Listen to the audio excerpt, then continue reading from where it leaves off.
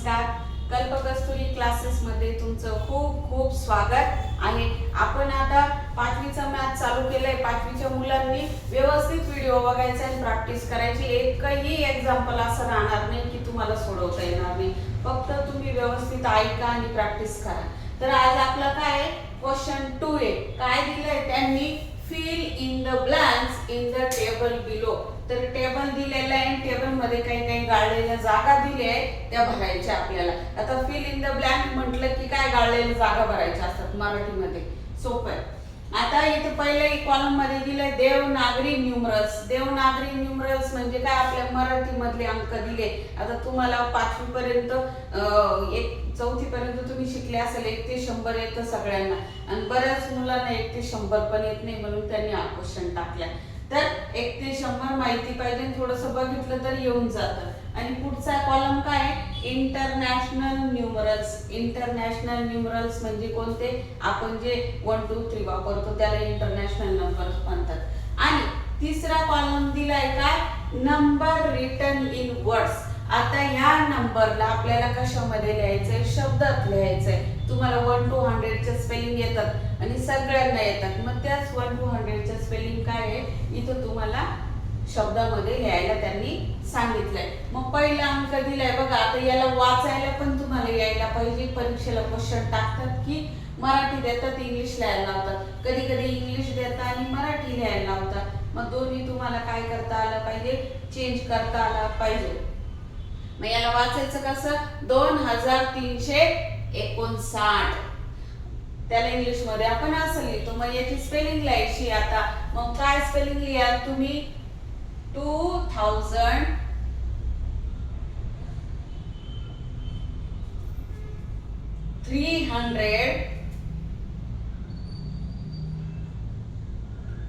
सिक्वेन्सने चालायचं. 300 आणि शेवटचं काय, and 59.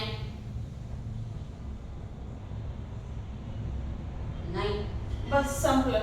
दुसरं दिलंय किती आहे, 32,756. मराठीत कसं वाचायचं, 32,756. मग आता इंग्लिश मध्ये लिहायचंय तर काय, सेम लिहायचंय तुम्हाला. 32,7 इंग्लिश मधला असा 5 आणि 6. आता याचं कशाला लिहायचंय तुम्हाला, वर्ड्स मध्ये लिहायचंय, शब्दात लिहायचंय. मग आता इथं कॉमा टाकलाय म्हणजे हे काय, 1s 10s 100 1000 10,000. मग काय म्हणाल तुम्ही, 32,000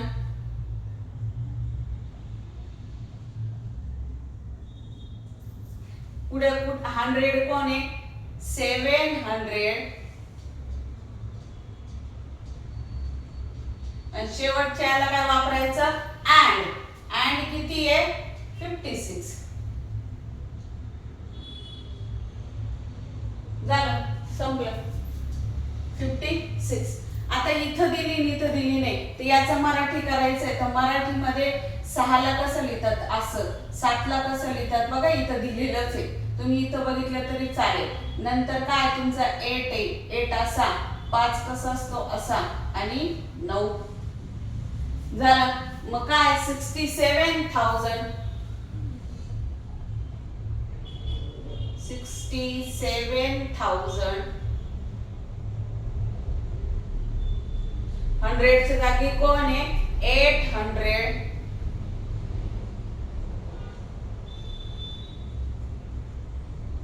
859. इथं पण किती आहे तुमचे, 59च आहे.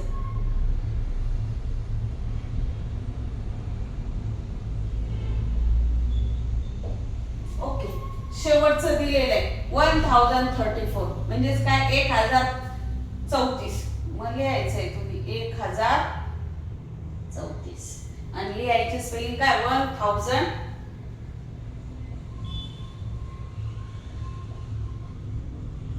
बघा इथं आता 100 ला कोणी नाही तर सोडून द्यायचं, डायरेक्ट लिहायचं 1000 आणि 1034.